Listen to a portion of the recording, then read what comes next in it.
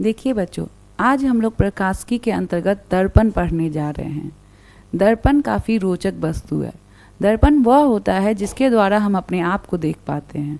हम कैसे दिखते हैं यह देखना दर्पण के कारण ही संभव हो पाया है। और दर्पण कार्य किसके आधार पर करता है? तो दर्पण प्रकाश के परावर्तन के सिद्धांत पर कार्य करता है। प्रकाश के परावर्तन के सिद्धांत में आप पढ़ चुके हैं कि जब कोई प्रकाश की किरणें किसी वस्तु किसी भी परावर्तक सतह पर गिरती हैं तो वहाँ से परावर्तित हो जाती हैं और परावर्तित होने के बाद कोण बनाती हैं। ये सब हम लोग प्रकाश के परावर्तन में पढ़ते हैं। लेकिन दर्पण का प्रयोग कैसे हम लोग करते हैं? दर्पण में प्रतिबिंब कैसे बनता है? दर्पण कितने प्रकार के होते हैं? ये सब हम लोग फिजिक्स में आज पढ़ेंगे। देखिए बच्चों, दर्पण के आविष्कार के बारे में अगर देखा जाए तो लगभग 6000 ईस्वी पूर्व में ही अनातोलिया, जो पहले तुर्की को बोला जाता था, वहाँ पर माना जाता है कि सबसे पहले दर्पण का आविष्कार हुआ था। वर्तमान समय में दर्पण के बिना कल्पना करना भी संभव नहीं है। दर्पण और लेंस आज हमारे जीवन में काफ़ी ज़्यादा महत्व है। अगर हम लोग लेंस को देखें तो हर जगह कैमरा में लेंस का ही प्रयोग किया जाता है। ये सभी जो कार्य कर रहे हैं ये सब प्रकाश के परावर्तन और अपवर्तन के सिद्धांत पर ही कार्य कर रहे हैं। तो सबसे पहले आज हम लोग दर्पण पढ़ेंगे, इसके बाद हम लोग लेंस भी पढ़ेंगे। तो चलिए हम लोग दर्पण के बारे में पढ़ते हैं। देखिए, दर्पण होता क्या है? तो कोई भी कांच की वस्तु जब हम लोग लेते हैं और उसके कांच की जो वस्तु लेते हैं उसके दो सतह होते हैं। दोनों सतह में से एक सतह को जब हम लोग उसे कलर कर देते हैं, उसे हम लोग पॉलिश कर देते हैं, पेंट कर देते हैं, जिससे क्या होता है कि एक सतह पॉलिश हो जाता है तो वो अपरावर्तक होता है और दूसरी सतह जो कि कांच की अभी भी बनी हुई है वहाँ पे प्रकाश प्रवेश करता है तो वो परावर्तक सतह हो जाता है। और इस प्रकार हम लोग दर्पण का निर्माण करते हैं। मतलब दर्पण हम लोग उसे कह सकते हैं एक ऐसी वस्तु जो इसका एक सतह परावर्तक सतह हो और एक सतह काफ़ी चिकनी होती है। ठीक है, तो ये हो गया दर्पण। अब हम लोग ये पढ़ते हैं कि दर्पण कितने प्रकार के होते हैं। और मेनली बच्चों, हम लोग जो कॉम्पिटिटिव एग्ज़ाम की तैयारी कर रहे हैं तो इसमें यही प्रश्न आते हैं कि दर्पण कितने प्रकार के होते हैं। तो देखिए बच्चों, दर्पण मुख्य रूप से, ऐसे तो परवलयाकार भी होता है, लेकिन मुख्य रूप से हमारे एनसीईआरटी के अनुसार दर्पण मुख्य रूप से दो प्रकार का होता है। एक होता है आपका समतल दर्पण, और दूसरा होता है आपका गोलीय दर्पण। दो प्रकार के दर्पण माने जाते हैं, गोलीय दर्पण। और दोनों में अंतर क्या है कि वैसे दर्पण जिसका परावर्तक सतह समतल हो, मतलब अगर इसका परावर्तक सतह, ये दोनों किस आधार पर है? तो परावर्तक सतह के आधार पर है। इसका परावर्तक सतह यदि समतल है तो ये समतल दर्पण हो गया, और यदि परावर्तक सतह किसी गोलीय दर्पण, किसी गोलीय खोखले भाग का अगर अंग है तो वो गोलीय दर्पण हो जाता है।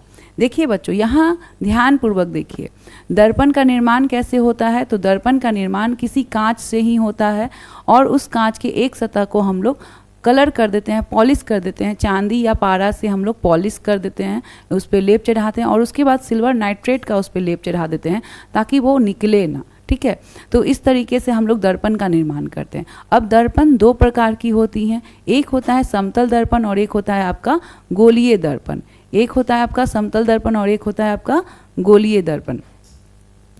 तो समतल दर्पण का क्या होता है कि परावर्तक सतह जो होता है वो समतल होता है, और गोलीय दर्पण वैसे दर्पण को कहते हैं जो कोई ऐसा कांच जो किसी खोखले गोले का भाग हो और जिसके एक परावर्तक सतह को हम लोग कलर कर देते हैं तो वह गोलीय दर्पण कहलाता है। देखिए, कोई ऐसा हम लोग कोई एक खोखला गोला लेते हैं, कोई इस टाइप का हम लोग एक खोखला गोला लेते हैं, इस टाइप का हम लोग कोई एक खोखला गोला लेते हैं और इसको हम लोग तोड़ देते हैं बीच से। अगर हम लोग ऐसे तोड़ दिए तो ये देखिए बच्चों, ये एक कांच का गोला है। अब इसी से दर्पण का निर्माण होगा। यदि हम लोग इसके इस सतह को, धंसे हुए भाग को कलर कर दें, इस धंसे हुए भाग को अगर हम लोग कलर कर देंगे तो जिस दर्पण का निर्माण होगा, अब यहाँ पर देखिए बच्चों, प्रकाश का परावर्तन इधर से होगा, प्रकाश यहाँ से जाएंगी और यहाँ से परावर्तित होकर वापस जाएंगी, मतलब यहाँ से परावर्तन होगा। तो वैसा गोलीय दर्पण जिसका कि परावर्तक सतह उभरा हुआ हो उसे हम लोग क्या कहते हैं? उत्तल गोलीय दर्पण, कॉन्वेक्स उत्तल गोलीय दर्पण। और देखिए बच्चों, एक ही गोलीय दर्पण, एक ही खोखला गोला से हम लोग अवतल दर्पण भी बना सकते हैं। यदि किसी के मन में ये आ जाए कि हम लोग इसके बाहरी भाग को कलर कर दें, इसको कलर कर दें, अब इसको कलर कर दिए हैं तो ये भी तो गोलीय दर्पण ही था, लेकिन इसके द्वारा जिस दर्पण का निर्माण हुआ है इसे हम लोग अवतल दर्पण कहते हैं।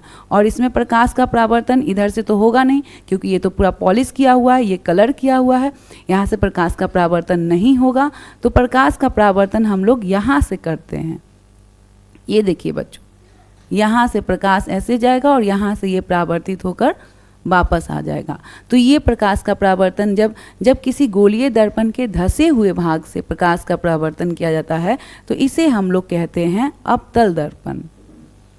तो इसे हम लोग कहते हैं अवतल दर्पण। तो इस प्रकार बच्चों हम लोग समझते हैं कि दर्पण दो प्रकार का होता है। एक होता है समतल दर्पण जिसका कि परावर्तक सतह समतल होता है, और एक होता है गोलीय दर्पण। गोलीय दर्पण वैसे दर्पण को कहते हैं जो ऐसे कांच का भाग होता है, जो ऐसे खोखला कोई गोला होता है, कोई खोखले गोले, कोई कांच का खोखला गोला लेते हैं जिसे तोड़कर जब हम लोग निर्माण करते हैं तो उससे गोलीय दर्पण का निर्माण होता है, और उसमें एक भाग उभरा हुआ और एक भाग धंसा हुआ होता है। अगर धंसे हुए भाग से परावर्तक सतह बनाया जाता है तो अवतल दर्पण का निर्माण होता है, और अगर उभरा हुआ भाग से दर्पण का निर्माण किया जाता है तो वो उत्तल दर्पण का निर्माण करता है। तो इस प्रकार बच्चों गोलीय दर्पण दो प्रकार के होते हैं। ये दर्पण के प्रकार थे। अब हम लोग प्रतिबिंब के बारे में पढ़ेंगे कि प्रतिबिंब कितने प्रकार के होते हैं। देखिए बच्चों, दर्पण या लेंस किसी की भी उपयोगिता मात्र एक ही है, प्रतिबिंब का निर्माण। लेकिन हम लोग इसको हर चीज़ में ही प्रयोग करते हैं। जैसे समतल दर्पण है तो समतल दर्पण का हम लोग प्रयोग करते हैं बहुदर्शी में, परिदर्शी में। ये एग्ज़ाम में क्वेश्चन भी आता है कि परिदर्शी में किस दर्पण का प्रयोग किया जाता है। फिर हम लोग साइड मिरर में यूज़ करते हैं, तो साइड गाड़ी का जो साइड मिरर होता है उसमें हम लोग किस दर्पण का प्रयोग करते हैं। जब कोई बहुत सारी वस्तुएं जिसको दूर से देखना हो, नज़दीक लाके उसके किसी एक आकार को बड़ा करके देखना हो, तब किस दर्पण का हम लोग प्रयोग करते हैं। तो ये सारे प्रश्न आते हैं, लेकिन अल्टीमेटली वो सभी दर्पण का प्रयोग हम कर क्यों रहे हैं? प्रतिबिंब के निर्माण के लिए। हमें बस एक ही चीज़ प्राप्ति होना चाहिए, जो है कि आपको प्रतिबिंब। दर्पण से हम क्या बनाने की कोशिश कर रहे हैं? तो प्रतिबिंब। तो चलिए बच्चों, हम लोग प्रतिबिंब के बारे में भी पढ़ लेते हैं। प्रतिबिंब होता क्या है? तो देखिए बच्चों, जब बहुत सारी प्रकाश किरणें एक ही जगह पर आकर जब टकराती है या टकराती हुई प्रतीत होती है, तब वहाँ पर जो निर्माण होता है उसे हम लोग प्रतिबिंब कहते हैं। चलिए बच्चों, इसको अब हम लोग समझते हैं।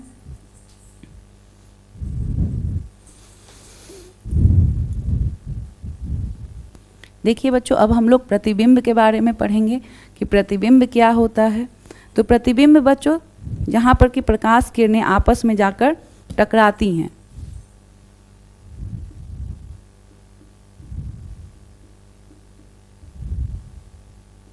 प्रतिबिंब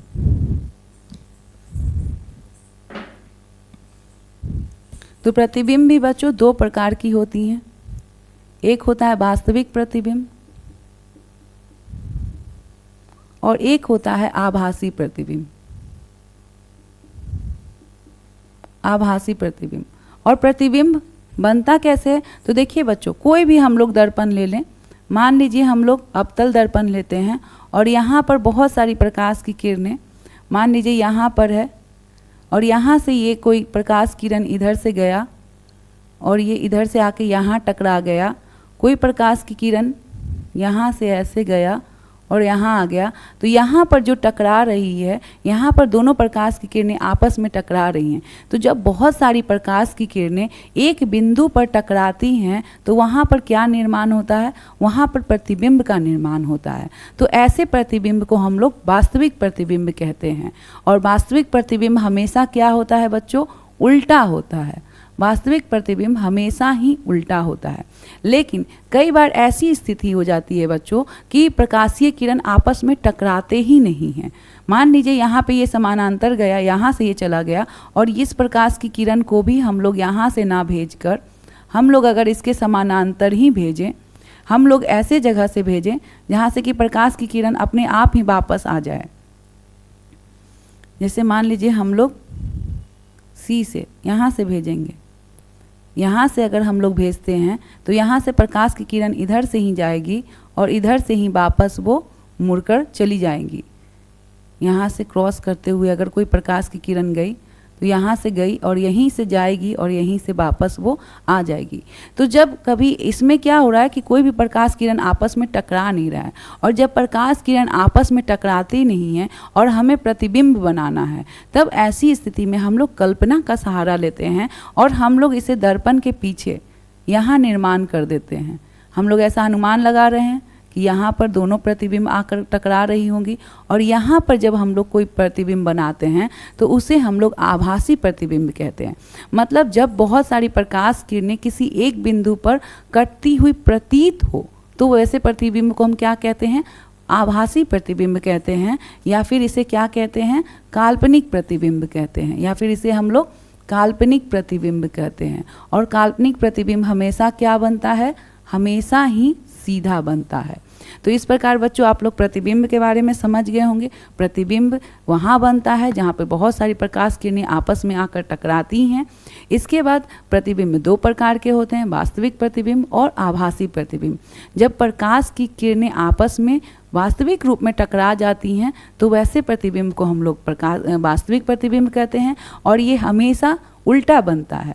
और आभासी प्रतिबिंब या काल्पनिक प्रतिबिंब जो होता है उसमें प्रकाश की किरणें आपस में कटती हुई प्रतीत होती हैं, और ऐसे प्रतिबिंब में निर्माण कैसा होगा? तो हमेशा ही वो सीधा बनेगा। तो ये था बच्चों, हम लोग प्रतिबिंब के प्रकार के बारे में जान लिए।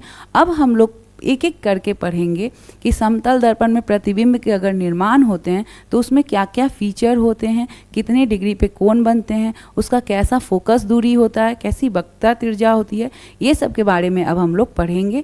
और देखिए बच्चों, पिछले साल 71वीं बीपीएससी में भी इससे एक प्रश्न आया हुआ है, इसके बारे में भी अब हम लोग चर्चा करेंगे।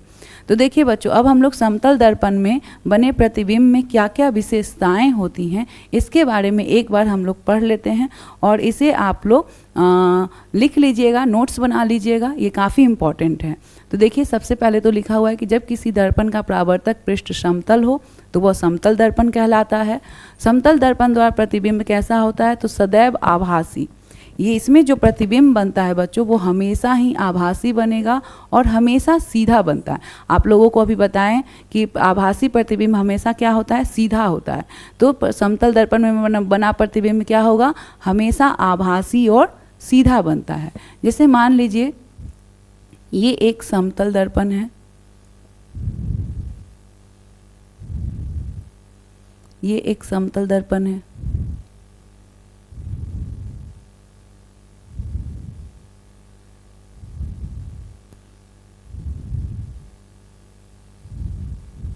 यहाँ पर कोई वस्तु रखी हुई है,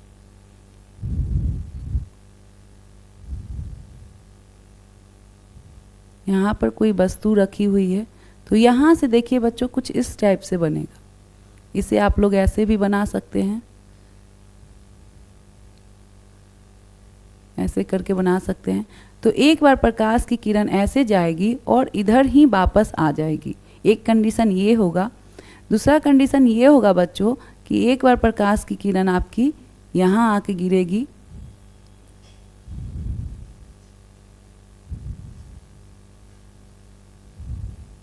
और यहाँ आकर ये प्रकाश की किरण इधर से बैक हो जाएगी। तो देखिए बच्चों, यहाँ पर कोई भी प्रकाश किरण आपस में नहीं टकरा रहा है। तब प्रतिबिंब का निर्माण कैसे होगा? तब अब हम लोग क्या करेंगे? कल्पना का सहारा लेंगे, और ऐसी स्थिति में क्या होगा बच्चों कि इसको हम लोग इधर की ओर आगे खींचेंगे और इधर से हम लोग इसको मिलाएंगे, और फिर जिस बिंदु पर ये मिल जाएगा उसी बिंदु पे प्रतिबिंब का निर्माण होगा। तो यहाँ पर बच्चों प्रतिबिंब का निर्माण होगा।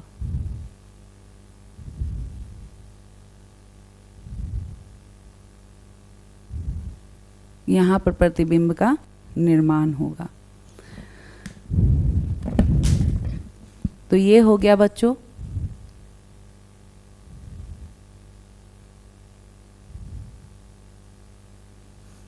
तो यहाँ पर ये प्रतिबिंब का यहाँ ऐसे निर्माण हो जाएगा। तो यहाँ पे कहने का अर्थ ये हुआ बच्चों कि समतल दोहरा प्रतिबिंब हमेशा आभासी बनेगा, मतलब ये दर्पण के पीछे बन रहा है, इसका अर्थ ये है कि आभासी है। इसके बाद ये हो गया बच्चों कि इसमें प्रतिबिंब हमेशा आभासी बनेगा, सीधा बनेगा, ठीक है। इसके बाद है कि जो वस्तु का आकार है उसी के बराबर बनेगा, मतलब प्रतिबिंब का आकार वस्तु के आकार के बराबर होता है। यही सब क्वेश्चन बच्चों बार बार पूछा जाता है, तो इसे आप लोग समझ लीजिए कि जो आकार इस वस्तु का होगा, मान लीजिए कि ये 3 सेंटीमीटर का है तो ये भी आपका 3 ही सेंटीमीटर का होगा, तो वस्तु के आकार के बराबर ही आपके प्रतिबिंब के आकार का भी साइज होगा। इसके बाद है कि प्रतिबिंब उतनी ही दूरी पर, मान लीजिए यहाँ से 2 मीटर की दूरी पर है, तो वस्तु जो है यहाँ से दर्पण से 2 मीटर की दूरी पर है, तो प्रतिबिंब भी जो होगा वो आपके 2 मीटर की दूरी पर ही बनेगा। तो वस्तु की दूरी और प्रतिबिंब की दूरी दर्पण से बराबर ही होता है। इसके बाद बच्चों है कि प्रतिबिंब पार्श्व परिवर्तित होता है। इसका अर्थ क्या होता है? तो देखिए बच्चों, इसमें आप लोग गौर कीजिएगा कि इसमें मैंने झंडा को इधर से इस टाइप से बनाया है और इसमें मैंने इधर किया है। इसका अर्थ ये होता है बच्चों कि प्रतिबिंब इसमें सीधा बनता है लेकिन पार्श्व परिवर्तित होता है।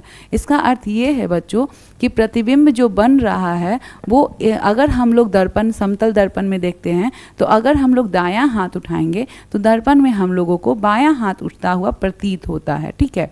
जैसे आप लोग इसका एग्जाम्पल देखते होंगे कि एम्बुलेंस की जो गाड़ी होती है उसमें हमेशा उल्टा करके लिखा जाता है। क्यों? क्योंकि जब हम लोग दर्पण में देखेंगे, जब कोई भी व्यक्ति, अन्य चालक जो है वो उसको देखेगा तो वो दर्पण में वो सीधा दिखेगा। क्यों? क्योंकि यही तो फीचर है। क्योंकि समतल दर्पण में क्या होता है? पार्श्व परिवर्तन, पार्श्व परिवर्तित, पार्श्व उत्क्रमण होता है। मतलब ये समतल दर्पण का बहुत बड़ा फीचर है कि अगर हम लोग देखते हैं समतल दर्पण में किसी भी प्रतिबिंब को तो वो पार्श्व उल्टा दिखाई देता है, पार्श्व परिवर्तित। मतलब यदि हम दायां हाथ उठा रहे हैं तो उसमें हमें लगेगा कि हम बायां हाथ उठा रहे हैं। तो ये इसकी बहुत बड़ी फीचर होती है। इसके बाद है बच्चों कि समतल दर्पण में जब कोई वस्तु भी वेग से दर्पण की ओर गति कर रहा है, मान लीजिए ये समतल दर्पण है और इधर से कोई भी वेग से गति करता हुआ कोई भी वस्तु आ रहा है, इधर से अगर कोई वस्तु v वेग से गति करता हुआ आ रहा है तो इधर से वो कितना वेग से गति करता हुआ दिखेगा? तो इधर से वो 2v वेग से गति करता हुआ दिखेगा। इस पे कोई भी न्यूमेरिकल दे देगा तो आप लोग बना लीजिएगा।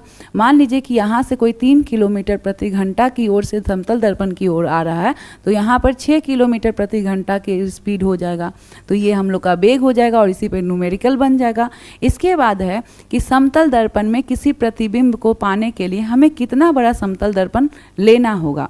तो देखिए बच्चों, समतल दर्पण में अगर किसी भी व्यक्ति का कोई भी ऑब्जेक्ट है और अगर उसका पूरा प्रतिबिंब लेना है तो मान लीजिए कि कोई वस्तु 5 फीट का है तो उसे 2.5 फीट का उसे समतल दर्पण लेना होगा। इसका अर्थ ये हुआ कि ऑब्जेक्ट के आधा लंबाई की हमें दर्पण लेना होगा। देखिए वही यहाँ लिखा हुआ है, समतल दर्पण में किसी वस्तु का पूरा प्रतिबिंब देखने के लिए उस वस्तु की आधी ऊंचाई के दर्पण का उपयोग किया जाता है। अर्थ ये हुआ कि कोई वस्तु अगर 5 फीट का है तो हमें कितने फीट का समतल दर्पण लेना होगा? तो बच्चों हमें यहाँ पे 2.5 फीट का समतल दर्पण लेना होगा। हमेशा वस्तु के आधा ऊंचाई का हमें लेना होता है। इसके बाद बच्चों बहुत ही इम्पॉर्टेंट है कि जब दो समतल दर्पण को एक दूसरे के समानांतर हो तो प्रतिबिंबों की संख्या कितनी होगी? देखिए बच्चों, जब दो समतल दर्पण को एक दूसरे के समानांतर रख देंगे तो प्रतिबिंबों की संख्या अनंत हो जाती है। और यही सब बच्चों बार बार प्रश्न आते हैं, इसको आप लोग ध्यान दीजिएगा। और अब इसके बाद ये जो है बच्चों, ये न्यूमेरिकल है, इसको थोड़ा सा आप लोग ध्यान से पढ़िए, इसको ध्यान से समझिए। देखिए बच्चों, यहाँ पे नेक्स्ट क्वेश्चन है कि यदि समतल दर्पण को थीटा कोण से घुमा दिया जाए तो परावर्तित कोण कितना बनेगा? 2 थीटा कोण। तो पहले ये पढ़ लीजिए कि यदि 90 डिग्री कोण पर रखे समतल दर्पणों के बीच में यदि कोई वस्तु रखा हो तो कुल प्रतिबिंबों की संख्या क्या होगी? यहाँ पे ये प्रश्न पूछा गया है बच्चों। देखिए, समतल दर्पण में किसी भी प्रतिबिंब को प्राप्त करने के लिए हमें एक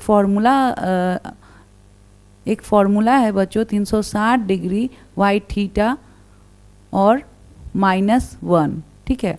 तो यहाँ प्रश्न क्या है कि यदि 90 डिग्री कोण पर रखे समतल दर्पण के बीच में यदि कोई वस्तु रखा है तो कुल प्रतिबिंबों की संख्या क्या होगी। तो देखिए बच्चों, इसको हम लोग कैसे बनाएंगे कि 360 डिग्री बाई थीटा -1, और यहाँ पर क्या है 360 डिग्री, थीटा कितना हो गया आपका 90 डिग्री, और इसको -1 कर देंगे तो 4 - 1 इक्वल टू आपका हो जाएगा 3। तो यहाँ समतल दर्पण में प्रतिबिंबों की संख्या कितना हो जाएगा 3। देखिए बच्चों, ये उस कंडीशन में होता है जबकि या तो आपको संख्या सम में प्राप्त हो, जैसे 360/90 जो आ रहा था, ये आपका जो 4 वैल्यू है वो आपका सम संख्या है, तब हम लोग -1 करते हैं।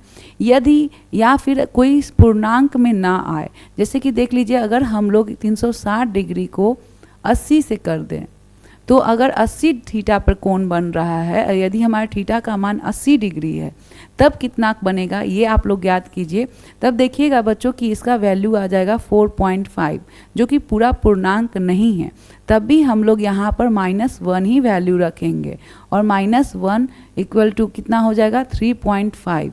तब यहाँ पर 3.5 न मानकर 3.5 के बाद जो अगला पूर्णांक होता है वो हम लोग वैल्यू को रख लेते हैं, अर्थात अब यहाँ पर भी प्रतिबिंबों की संख्या 4 हो जाएगी। इसे ध्यान से समझिए बच्चों। यहाँ पे प्रश्न ये पूछा जा रहा है कि यदि 90 डिग्री के कोण पर कोई 2 समतल दर्पण रखे गए हैं तो प्रतिबिंबों की संख्या क्या होगी। तब यहाँ पर हम लोग ये फॉर्मूला रखते हैं 360 डिग्री बाई थीटा -1, ये सम संख्या में प्राप्त किया जाता है। इसका अर्थ हुआ कि 360 को हम लोग 90 से जब कैलकुलेट किए तो 4 आया, और 4 में -1 किए तो 3। इसका अर्थ ये हुआ कि यदि हम लोग 90 डिग्री या समकोण पर 2 समतल दर्पण को रखेंगे तो उसमें प्रतिबिंब हमेशा हमें 3 ही प्राप्त होगा। ठीक है। इसके बाद बच्चों हम लोग देखते हैं कि यदि 80 डिग्री के कोण पे रखें तो 80 डिग्री के कोण पे बच्चों हम लोग को जो पूर्णांक आ रहा है वो सम या विषम में ना आकर वो पूरा नहीं आ रहा है, वो दशमलव में आ रहा है, तब भी हम लोग -1 करेंगे, और 4.5 - 1 इक्वल टू 3.5, और इसको फिर हम लोग अगला मान लेते हैं। जैसे 3.5 है तो इसे हम लोग 4 मान लेंगे, मतलब कि प्रतिबिंबों की संख्या कितनी हो जाएगी तो 4 हो जाएगी, इसे हम लोग मानेंगे। ठीक है। तो इस तरीके से हम लोग प्रतिबिंबों की संख्या मानते हैं, और यदि 2 समानांतर समतल दर्पण को रख दिया जाए तब तो प्रतिबिंबों की संख्या अनंत हो जाएगी। तो इस तरीके से भी बच्चों न्यूमेरिकल प्रश्न आएंगे अगर दर्पण से, समतल दर्पण से, तो आप उसे सॉल्व कर लीजिएगा। इसके बाद बच्चों एक और है कि यदि समतल दर्पण को थीटा कोण से घुमा दिया जाए तो परावर्तित किरण कितना थीटा कोण बनेगा, कितना थीटा से घूम जाती है। तो परावर्तित किरण बच्चों उससे ज़्यादा 2 थीटा कोण से घूम जाती है। और ये सब बच्चों क्वेश्चन आया हुआ है, इसको ध्यान से पढ़िएगा। इसके बाद बच्चों एक और क्वेश्चन है जो आप लोग देखिए कि आप लोग को 71वीं बीपीएससी में ये प्रश्न आया है। इसके बाद देखिए बच्चों, आप लोग को समतल दर्पण से संबंधित 71वीं बीपीएससी में एक प्रश्न आया है। वो प्रश्न है, ये प्रश्न है बच्चों कि समतल दर्पण की फोकस दूरी होती है। देखिए बच्चों, इसमें प्रश्न आया हुआ है समतल दर्पण की फोकस दूरी होती है +1 सेंटीमीटर, 2 सेंटीमीटर, -1 सेंटीमीटर और अनंत। तो देखिए बच्चों, इसमें सबसे पहले आप लोग समझ लीजिए कि समतल दर्पण कोई गोलीय दर्पण से बना हुआ नहीं होता है। तो समतल दर्पण में कोई वक्रता तिर्जा नहीं होता है, और आप लोग सभी जानते हैं कि फोकस दूरी जो होती है वो वक्रता तिर्जा की आधी होती है। फोकस दूरी का फॉर्मूला ही होता है बच्चों वक्रता तिर्जा का आधा।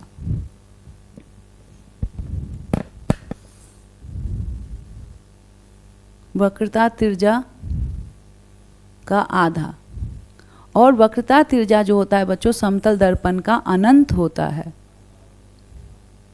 समतल दर्पण का वक्रता तिर्जा क्या होता है बच्चों, अनंत होता है।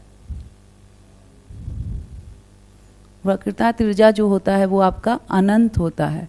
तो अगर वक्रता तिर्जा अनंत होगा तो फोकस दूरी क्या होगा, फोकस दूरी भी आपका अनंत ही होगा। तो ये आप लोग याद रखिएगा कि समतल दर्पण की फोकस दूरी भी हमेशा अनंत ही होती है। ठीक है। और एक और क्वेश्चन आ सकता है बच्चों, वो है आवर्धन। समतल दर्पण में आवर्धन कितना होता है। तो देखिए बच्चों, आवर्धन ज्ञात करने के 2 सूत्र होते हैं। एक होता है प्रतिबिंब की लंबाई, प्रतिबिंब की लंबाई प्रतिबिंब की लंबाई बटे वस्तु की लंबाई। और इसके अकॉर्डिंग अगर हम लोग देखें बच्चों, अगर इसके अकॉर्डिंग देखें तो आप लोग सभी जानते हैं कि जितना प्रतिबिंब की लंबाई होता है उतना ही वस्तु का भी लंबाई होता है। समतल दर्पण में हम लोग जानते हैं कि जितना प्रतिबिंब का लंबाई होता है उतना ही वस्तु का भी लंबाई होता है। तो मान लीजिए अगर 5 फीट वस्तु की लंबाई है तो प्रतिबिंब की भी लंबाई 5 ही फीट होगा, तो दोनों कट जाएगा तो 1। और ये +1 आता है बच्चों। तो +1 हमेशा समतल दर्पण का आवर्धन कितना होता है, तो +1 इसका मान होता है। इसको आप लोग अच्छे से नोट कर लीजिएगा। ये क्वेश्चन तो आप लोगों का 71वीं बीपीएससी में आ चुका है। तो आप लोग सभी, और ये सभी जो भी पॉइंट है बच्चों, ये सभी किसी न किसी एग्जाम में आ चुके हैं। तो समतल दर्पण के जो भी फीचर है उसको आप लोग अच्छे से पढ़ लीजिए, नोट डाउन कर लीजिए, इसका नोट्स बना लीजिए। और वीडियो अगर अच्छा लगे तो लाइक कीजिए, कमेंट कीजिए, शेयर कीजिए। इसके आगे अब हम लोग गोलीय दर्पण पढ़ेंगे।